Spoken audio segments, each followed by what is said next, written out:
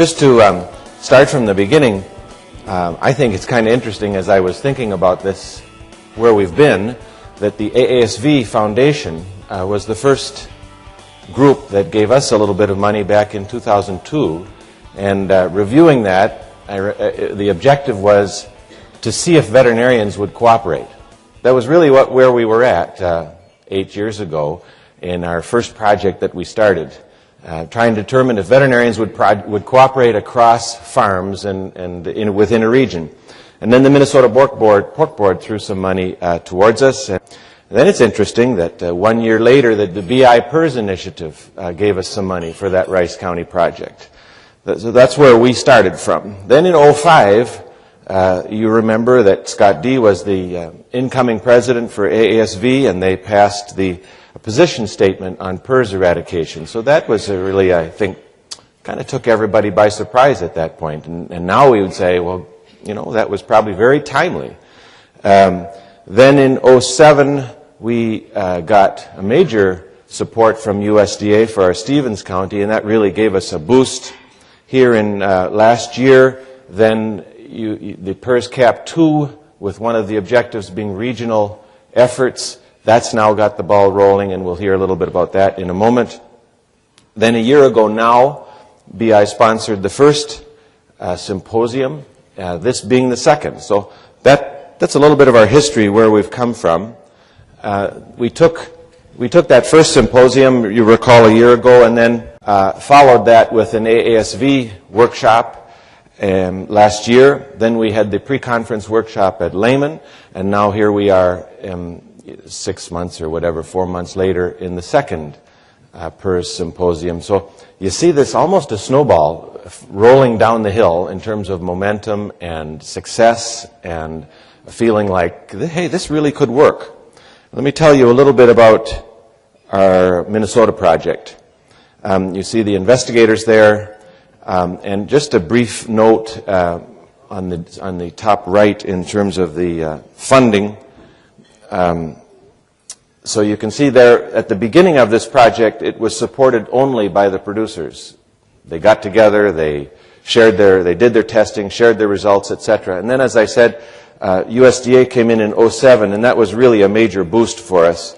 But historically, I said, we've had the Pork Board, the BI PRRS initiative, and the AASV providing support. And then just a disclosure, I would like to mention that I'm involved in 2 sow farms in the Stevens County area.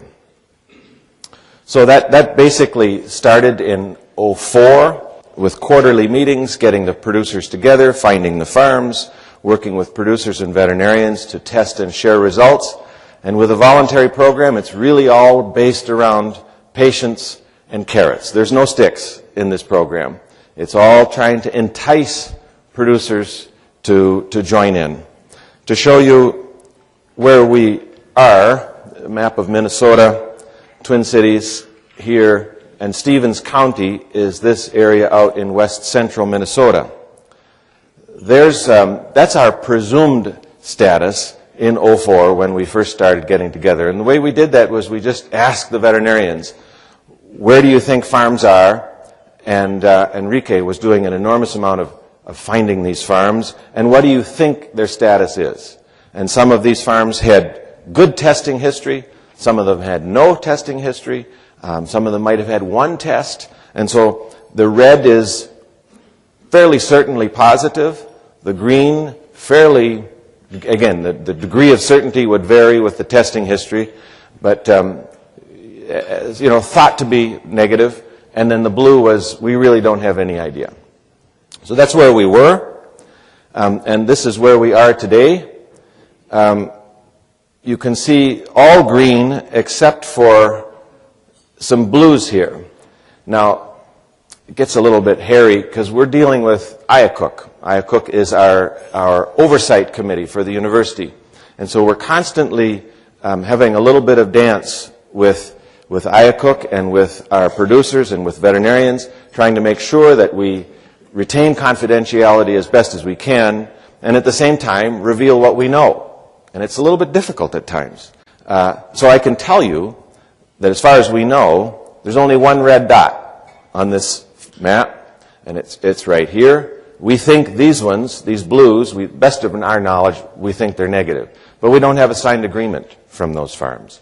And so we are very careful about revealing what we believe their status to be when we don't have a signed agreement to reveal that. But we think we've got one red dot left, and we don't know yet what we'll come to that perhaps later about how we're going to entice that producer to move ahead. So we made great progress in Stevens County. Then we got USDA support to expand it to the 6 counties that touch Stevens. Stevens in the center, 1, 2, 3, 4, 5, 6 surrounding. So we started expanding the project, finding farms, establishing status as best as we could. And again, you see quite a few blues. This is the research farm, so that when we know is positive. This is our red dot that we know is positive. And then there's one other site here that we know is positive, but again, we don't have agreements to reveal that, so we're careful about that. But, one thing is kind of interesting is the density of herds here in Stevens and the much lower density in the surrounding counties. So we think we've got the tough county done, and we're working hard at the 6 surrounding counties. This is a form I won't go into, but it summarizes the size and the status of the sow farms, the finishing farms, and the nurseries, etc. And we're asking for this from each of our PRRS cap regions.